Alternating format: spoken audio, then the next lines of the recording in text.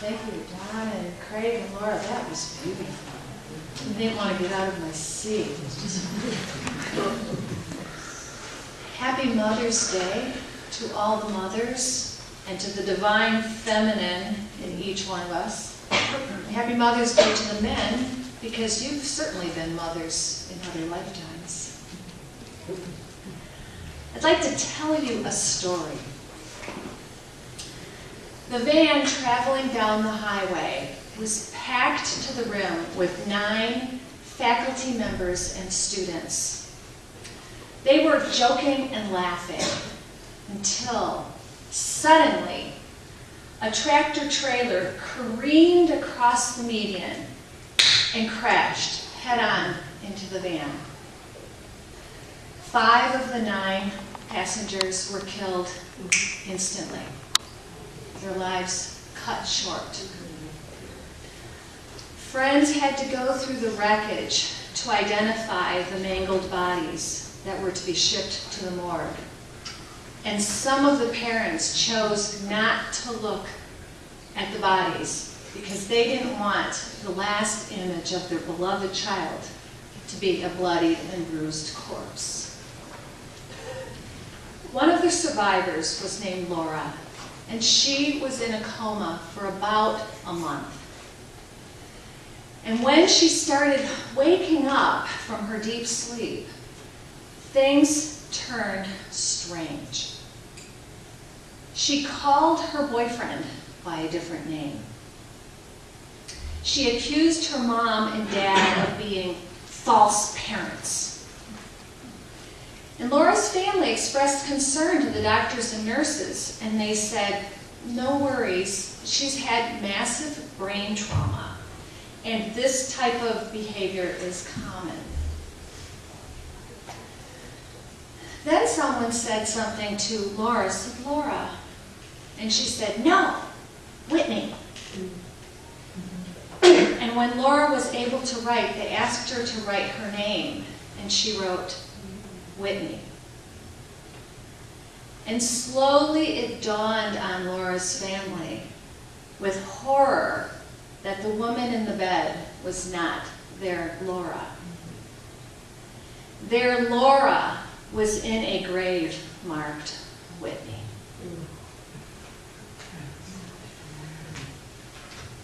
I'm going to show that today that mistaken identity is repeated 7 billion times every day. Not quite like the bodies switched between Laura and Whitney, but in how we mistake our true identity and we substitute a false, small identity. I'm also going to be talking about how we can move from our false identity and claim our true identity. It's not a newsflash to people at Interfaith that we are not these bodies and personalities. A lot of us are fond of saying, I'm a spiritual being having a human experience. And when I gave part of a talk like this at my Toastmasters, I had to completely explain how we're not our bodies, we're really spirit. But that's pretty much old news to this crowd. And yet, what I realized in my own personal experience was that even though I say over and over, I'm spirit, I'm not this body, I didn't really believe it. And the reason I figured that out was all the attention I was placing on my body's health, my body's comfort, all the anger I had and all the frustrations I had, plus all the attention that I was placing on my personality and how I had all these flaws and I needed to grow and I needed to improve and I needed to be a better person. And Nora had to leave.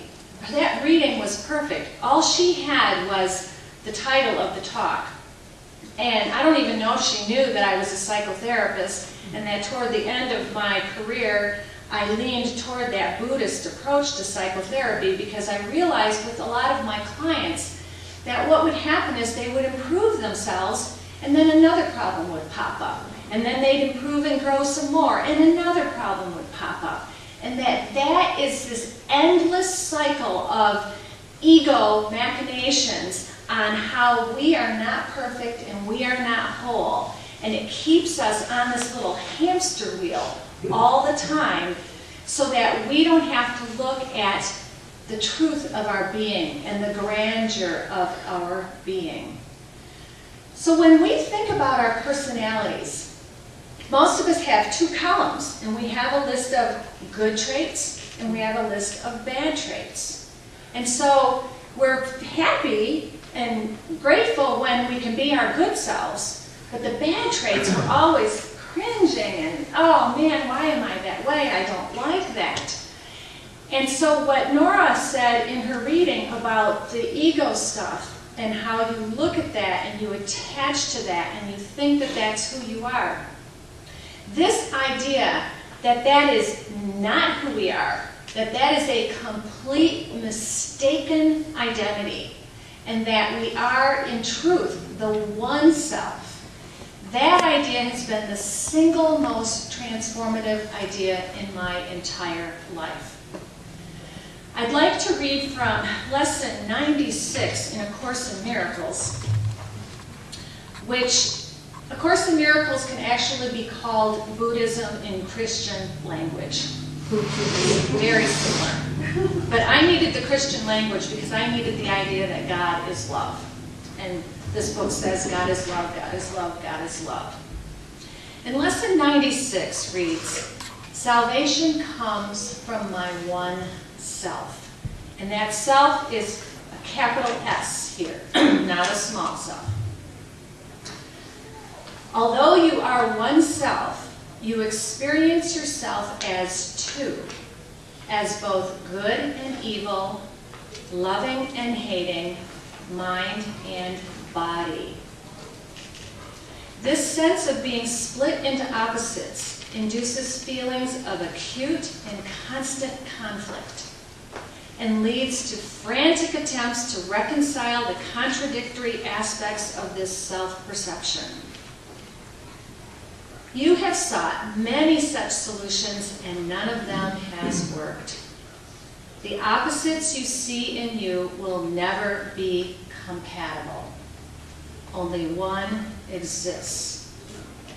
So here we have the columns of the personality, the good and evil, the loving part of ourselves, the hating part of ourselves. And also this line, you think you're both mind and body, and you can also call mind spirit. When we think we are both spirit and a body, we are going to be in conflict. And so when I read this, I realized that all of my attempts to fix what I now call dream figure Lorri, all of my attempts to fix her would never, ever, ever work. Because in the world of duality that we have in physical form, everything has its opposite. We have male, female. We have Mother's Day, Father's Day. We have black, white. We have left and right. And in duality, you have to have an opposite because that's the way form works. And so when you think you're a good person or you think you're a bad person, well, you'll be able to think yourself a good person for a while, and then sooner or later, because thoughts are part of duality, the thoughts will arise of, oh, I did that wrong. I'm not a good person. Oh, I better hurry and fix that and be a good person again. And it's this constant struggle that you will not win. Because, as this line says, only one exists. You are spirit. You are the spirit of love. And I want to show you this symbol, which is very interesting. I don't know if you remember, Nancy, you gave me this. Nancy gave me this, and I did not know Nancy was going to be here today, Nancy Gerler. She doesn't come here that often, once in a while. And she didn't know I was going to be speaking. And yet I brought this as a symbol of the true self. The true self, this beautiful angel-like thing with the heart of love, that's beyond space and time. And the simplest, most effective, and gentlest way of improving yourself, so to speak, is to stop believing that you're the small self and instead step into your true self. And you can do that in a couple ways. You can do it like what Whitney did and said, no, I'm not Laura. And like what I did, I said, no, I am not Lorri. I am not that person. And affirm, I am the true self of love, outside of space and time. I am eternal. I don't have to fix anything. Other ways you can do it is to just be the observer, as our meditation practices so often teach us, to just step back. Watch all the ego thoughts and the feelings and the judgments and all that stuff, and just step back and watch it, because you don't have to do anything with it, because the small self with the body personality construct is completely unreal. It's a part of the illusion. This whole physical world is an illusion, including all of these bodies that we think we are. But what's real about this and what's lasting is the love. The love that you are Annie, the love that you are Sue, the love that you are Lance, the love that we are. That's what goes on, and that's what's eternal forever. So this part of you that you think is bad or wrong, or man, I've got to fix that because I can't become enlightened while I have that trait, that's for sure. That part of you doesn't even exist. And when you can step back and say, oh my gosh, that's not who I am. Just like Whitney said, I'm not Laura. That's not who I am. Then what happens is your identity becomes your true identity. Instead of having a case of mistaken identity, you claim your true identity. Now this isn't an easy process by any means. We have a very fixed belief in these forms and this illusion. And that's why this book is 1,300 pages to tell us what should boil down to one sentence. But we're so dense, we need 1,300 pages. And I've said literally thousands and thousands of times, thank God I'm not Lorri, I'm the true self, or that's not who I am. But after maybe the 10,000th time, I noticed something, that the identity of the true self started becoming more fixed and more permanent. And it's certainly by no means at this point the larger part of this identity, but it's gradually moving into that so that it's more and more. And that peace that you get from stopping struggling with your bad traits is just amazing, because I had tried every single psychotherapy technique, self-help technique in the book, and I bet most of you have too. And they seem to work for a while, and then what happens? You're right back where you were, going, doggone it, I thought I got over that issue. Haven't you had that? I thought I was over that one. Well, guess what? You're never going to be over it. The ego body personality construct is never going to change. That's the nature of the physical world of duality. But you don't have to be like, oh no. The good news is that's not who you are. Who you are is this. So you don't have to change. All you have to do is love that person or love that illusion that you think you are. And any technique, whether it's forgiveness or love, and there are millions of them, any technique that brings more love to yourself instead of criticism and judgment will get you over to your true identity. Because as the Course says, love cannot be taught. We go around trying to teach ourselves to love, like, oh, I can't stand you, but I see the Christ in you. No. And the truth is, love cannot be taught because love is what you are. And the Course tells us all we need to do is remove the blocks that we have placed in front of love's presence, and then our natural loving self comes out. Have you ever noticed that there might have been someone you didn't like, and then when you started loving yourself more, you started liking that that person too. You didn't have to prove anything or overcome your bad trait or overcome your judgment to love them. You just needed to love yourself or be the love that you are. The way we go about fixing our egos is kind of like shouting in a dark room and shouting at the darkness, "Stop being so dark, stop being so dark." And yet we could go over and flip the light on. We could flip the light on. Because what happens in a dark room when you flip the light on? It stops being dark. And it's the same thing. When you stop yelling at your ego, which is not real, when you stop yelling at your ego for being dark, and you simply affirm and say, "I am the true self," or "I forgive myself for believing in that darkness," then automatically the light comes on.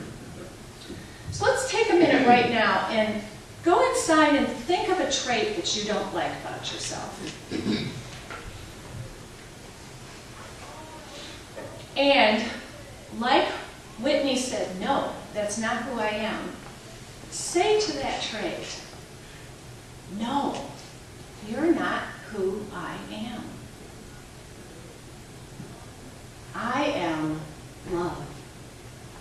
Or I am spirit. Or I am the mind of love. The bad ego traits within me are completely false, and I don't have to feed them anymore."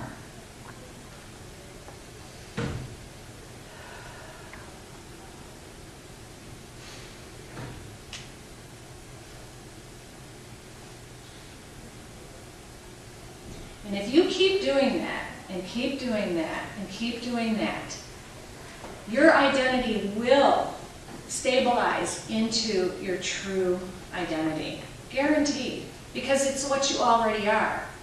In fact, you already are completely whole. You already are enlightened. There's a line in here that's my absolute favorite line in the whole book of A Course in Miracles that says, "Enlightenment is but a recognition, not a change at all." And why is that the truth? Because the recognition is none of the physical world is real. The body that I thought I had to purify and cleanse and make whole and make right and make a perfectly spiritualized ego, that whole thing never was there to begin with. And I've always been and always will be that one self of love. All of us, all these bodies are really only one self of love. And when we open to that, all the separation and all the differences and all the judgments, they just go away. They just go away on their own. So it's your choice. It does rest on your choice. You're free to identify yourself as your personality and body as long as you want. You can play with that. That's fine. It doesn't hurt anything really. Because you're at home in heaven dreaming of exile right now. We're just like Dorothy in The Wizard of Oz. She thought she was in the land of Oz all the while she was sleeping in her bed in Kansas. And that's like us. We're home in the heart of God. We are the love. But if we want to dream that we're in Oz, have at it. The one, though, that keeps you in this place of being in love all the time. I love being in love. That's my favorite thing. You know how the sky is bluer and the grass is greener and you're alive and you're creative? That's the self that you can have. So which self do you choose? Namaste. Okay.